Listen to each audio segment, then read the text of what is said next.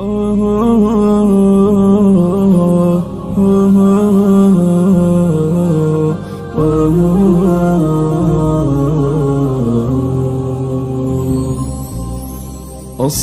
للعلياء رمزا يقتفى فقفي على هامش الشموخ وفاخري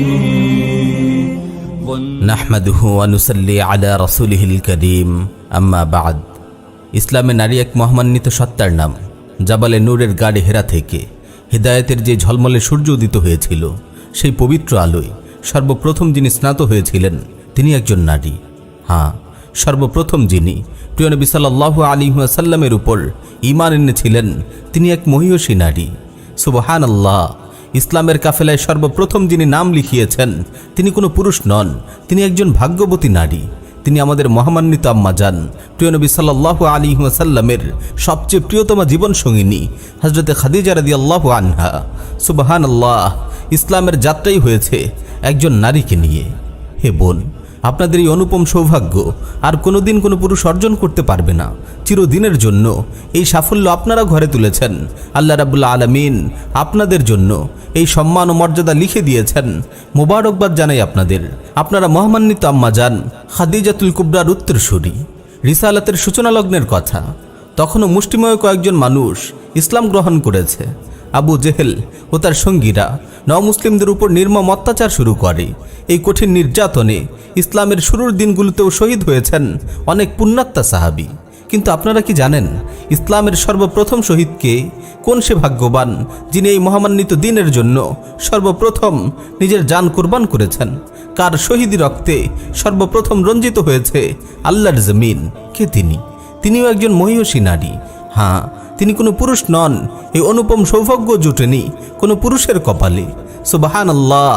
ইসলামের প্রথম শহীদ একজন নারী, একজন ভাগ্যবতী নারী। তিনি হলেন হযরত সুমাইয়া রাদিয়াল্লাহু আনহা। হে বোন, আপনাদের মোবারকবাদ জানাই। আপনারা হযরত সুমাইয়া রাদিয়াল্লাহু আনহার উত্তরসূরি। আপনারাই এই দিনের জন্য সর্বপ্রথম শহীদ হওয়ার অনুপম সৌভাগ্য অর্জন করেছেন। এভাবে ইসলামের শুরু থেকেই মুমিন নারীরা এই উম্মার বিনির্মাণে সক্রিয় অংশগ্রহণ করেছেন। তারা ইসলামের ইতিহাসের অবিচ্ছেদ্য এক অংশ। ইসলাম নারীকে মহামান্বিত করেছে। ইসলাম নারীকে অধিষ্ঠিত করেছে মমতাময়ী মায়ের আসনে, যার পদতলে সন্তানের জান্নাত। ইসলাম নারীকে অধিষ্ঠিত করেছে পুরুষের প্রেমময়ী জীবন সাথীর মর্যাদায়, যার হাত ধরে সে পাড়ি দেবে সুখে দুঃখে ঘেরা এই পার্থিব জীবন। আর চিরসুখের জান্নাতেও চিরকালের জন্য তারা একে অপরের হয়ে থাকবে। এভাবে চিরদিনের জন্য তাদের বেঁধে দিয়েছে অনুপম ভালোবাসার মধুর বন্ধনে। ইসলামে নারীকে দেখা হয় স্নেহের কানন বোন রূপে। তার ইজ্জত মর্যাদা রক্ষায় ভাইয়েরা বিলিয়ে দেয় আপন জীবন।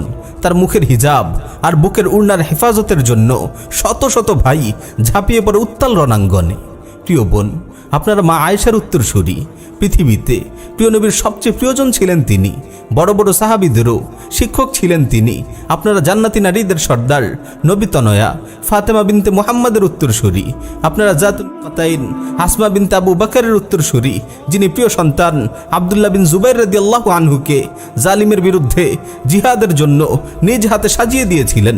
প্রিয় বোন, আপনাদের মোবারকবাদ জানাই। আপনারা সেই মহিয়সী সাহাবীর উত্তরসূরি, যিনি নিজের ছোট্ট সন্তানকে নিয়ে এসে বলেছিলেন, হে আল্লাহর রাসূল, হে আমার ছেলে রণাঙ্গনে আপনার হয়ে লড়াই করবে। প্রিয় বোন, আপনাদের সৌভাগ্যের ফিরিস্তি এত দীর্ঘ যে তা এত ছোট্ট পরিসরে তুলে ধরা কোনোভাবেই সম্ভব নয়। ইসলামের ইতিহাসের দু একটি ঝলমলে পাতা উল্টিয়ে আমরা কেবল আপনাদের স্মরণ করিয়ে দিতে চাইছি আপনাদের আত্মপরিচয়, তুলে ধরতে চাইছি আপনাদের পূর্বসূরীদের গৌরবময় উপাখ্যান, যাতে আপনারা এই ভোগবাদী নষ্ট সভ্যতার চাকচিক্য দেখে নিজেদের হারিয়ে না ফেলেন। ইউরোপের বেশ্যা নারী ও দেশীয় নগ্ন মডেলদের দেখে আত্মপরিচয় ভুলে না যান। আপনাদের পবিত্র অস্তিত্ব যেন এই জাহিলি সমাজ ব্যবস্থার বিষ বাষ্পে কুলুষিত না হয়। দোয়া করি আল্লাহ আপনাদের কবুল করুন। আপনাদের আত্মপরিচয় আঁকড়ে থাকার তৌফিক দিন। খাদিজাতুল কুবরা, আয়েশা সিদ্দিকা, ফাতেমাতুজ জাহরা প্রমুখ পুণ্যাত্মা নারীদের সঙ্গে যেন আল্লাহ আপনাদের হাসর করেন। আমিন ইয়া রাব্বাল আলামিন।